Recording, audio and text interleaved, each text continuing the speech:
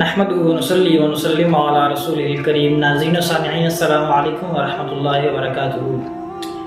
عید الفطر کا دن اس قدر اہم ترین دن ہے کہ اس میں اللہ رب الجلال کی رحمت جوش میں ہوتی ہے اور دربار خداوندی سے کوئی سائل مایوس نہیں لوٹایا جاتا۔ حدیث مبارکہ میں ہے کہ عید الفطر کی صبح کو اللہ رب العزت اپنے معصوم فرشتوں کو شہروں کی طرف بھیجتے ہیں اور فرشتے راہوں میں کھڑے ہو کر ندا دیتے ہیں کہ اے امت محمد، اللہ کی بارگاہ کی طرف چلو جو زیادہ عطا کرنے والا اور بڑے سے بڑے گناہ کو معاف کرنے والا ہے۔ رحمت خداوندی جوش میں ہوتی ہے۔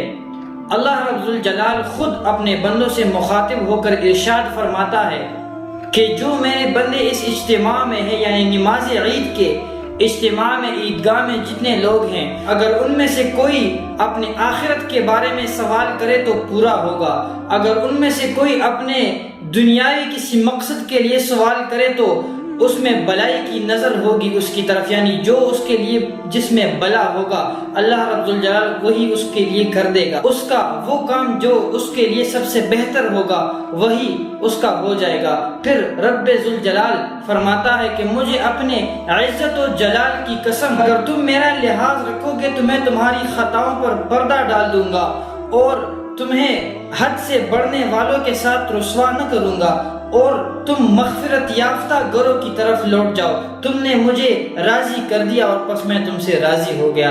سبحان اللہ۔ تو ایک طرف اللہ تعالی اپنے بندوں پر رحمتوں اور بخششوں کی برسات کر رہا ہے اور مومن خوشیاں منا رہے ہیں، اور دوسری طرف شیطان اللہ تعالیٰ کی انسانوں پر، مومنوں پر اتنی کرم نوازیاں دیکھ کر انسانوں کا بدترین دشمن شیطان آگ بگولا، غصے سے آگ بگولا ہو جاتا ہے۔ حضرت سیدنا وہب بن منبہ رحمہ اللہ فرماتے ہیں کہ جب بھی عید آتی ہے تو شیطان چلا چلا کر روتا ہے۔ جب دوسرے شیاطین اس کی اس بدحواسی اور ناکامی کو دیکھتے ہیں تو وہ اس کے اکٹھے ہو جاتے ہیں، اس کے قریب آ جاتے ہیں اور پوچھتے ہیں کہ آپ کے رونے کا، آپ کے اس قدر غمناک ہونے کی وجہ کیا ہے؟ تو شیطان کہتا ہے کہ افسوس، اس دن ہماری ساری محنت ضائع ہو گئی اور امت محمد صلی اللہ علیہ وسلم کو اللہ تعالیٰ نے بخش دیا ہے۔ تو وہ اس اپنی محنت پہ جو اس پورے سال انہوں نے کی ہے اس پر روتا ہے اور چلا چلا کر روتا ہے۔ تو ناظرین، آپ نے دیکھا کہ عید کا دن شیطان پر کتنا گراں گزرتا ہے۔ وہ اپنے شیاطین کو دوبارہ حکم دیتا ہے، حکم صادر کرتا ہے کہ تم دوبارہ جاؤ اور دوبارہ انہیں نفسانی خواہشات اور لذات میں مبتلا کر دو تاکہ پھر یہ اللہ رب العزت سے دور ہو جائیں، اور جو قرب انہیں ملا ہے اور جو بخشش ان کی ہوئی ہے وہ ہم اس کو دوبارہ ناکام بنائے اور ان کو دوبارہ گھسیٹ کر جہنم میں لے جائے، اللہ کی پناہ۔ مگر اب یہ معلوم ہوتا ہے کہ فی الزمانہ شیطان اپنے اس وار میں کامیاب ہے۔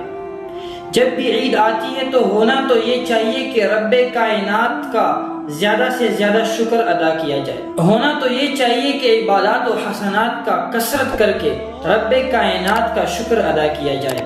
لیکن افسوس، 100 کروڑ افسوس کہ اب مسلمان کو عید سعید کا حقیقی مقصد ہی نہیں پتا۔ اب مسلمان عید سعید کا حقیقی مقصد ہی بلا بیٹھے ہیں۔ واہ حسرتا، اب تو عید منانے کا یہ انداز ہو گیا ہے کہ رقص و سرور کی محفلیں گرم کی جاتی ہیں، گناہ برے میلوں، گندے کھیلوں اور ناچ گانوں، فلموں، ڈراموں کا اہتمام کیا جاتا ہے، اور جی کھول کر وقت اور دولت دونوں کو خلاف سنت و شریعت افعال میں برباد کیا جاتا ہے۔ افسوس کہ اس دن کو کس قدر غلط کاموں میں گزارا جاتا ہے۔ ان خلاف شرع افعال کے سبب ہو سکتا ہے کہ ان ناشکروں پر یہ یوم عید یوم وعید بن جائے۔ للہ اپنے حال پر رحم کیجیے اور فضول خرچی سے اجتناب کیجیے، کیونکہ اللہ رب کریم قرآن پاک میں فرماتا ہے کہ فضول خرچ شیطانوں کے بائی ہے۔ سورہ بنی اسرائیل آیت نمبر 26 اور 27۔ وَلَا تُبَذِّرْ تَبْذِيرًا إِنَّ الْمُبَذِّرِينَ كَانُوا إِخْوَانَ الشَّيَاطِينِ وَكَانَ الشَّيْطَانُ لِرَبِّهِ كَفُورًا۔ اور فضول نہ اڑا، بے شک فضول اڑانے والے شیطانوں کے بائی ہیں اور شیطان رب کا بڑا ناشکرا ہے۔ تفسیر الجنان میں اس آیت مبارکہ کے تحت ہے فضول خرچی نہ کرو، یعنی اپنا مال غلط کاموں میں خرچ نہ کرو۔ اللہ عز و جل نے ہمیں آخر زندگی کیوں مرحمت فرمائی، ہمیں کیوں زندہ کیا، ہمارے جینے اور مرنے کا مقصد کیا ہے؟ قرآن میں جواب موجود ہے، خلق الموت والحیات لیبلوکم ایکم احسن عملا۔ موت اور زندگی پیدا کی تاکہ تمہاری جانچ ہو، یعنی دنیاوی زندگی میں کہ تم میں سے کس کا کام اچھا ہے۔ یعنی اس موت اور زندگی کو اس لیے پیدا کیا تاکہ آزمایا جائے کہ دنیا میں کون سب سے زیادہ مطیع ہے، فرما بردار ہے، مخلص ہے۔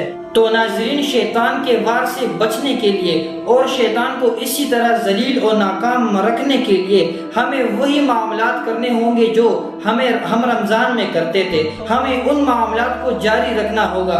یہ نہیں کہ قرآن مجید کو لیا اور واپس برکت کے لیے الماری میں اوپر رکھ دیا، یہ نہیں کہ ہم مسجد کا راستہ دوبارہ بھول گئے، یہ نہیں کہ صدقات اور خیرات ہم نے دوبارہ چھوڑ دیے، یہ نہیں کہ ہم دوبارہ غیبت میں لگ گئے۔ اگر خدا نخواستہ ایسا ہی ہوا اور ہم نے یہ عمل دوبارہ شروع کر دیے تو شیطان خوش ہو جائے گا۔ جو شیطان رو رہا تھا وہ رونے کی وجہ، وہ غم جو ہے اس کا ختم ہو جائے گا، وہ خوش ہو جائے گا۔ اور ہم نے جو روزے رکھے، جو عبادات کیے، جو رمضان کے مہینے میں سختیاں مشقتیں برداشت کی، وہ سب رائے گاہ چلی گئی، ان کا کوئی فائدہ نہیں اور ہم نے کچھ نہیں پایا۔ تو اللہ تعالیٰ سے دعا ہے کہ وہ ہمیں اب پورا سال اپنے ہدایت کے رحمتوں سے نوازتا رہے، اور جو یہ پچھلے مہینے ایک مہینہ ہم نے جو پریکٹس کی ہے، اللہ تعالیٰ ہمیں آنے والے رمضان تک اسی پریکٹس کے تحت پورا سال گزارنے کی توفیق عطا فرمائے۔ وآخر دعوانا الحمدللہ رب العالمین۔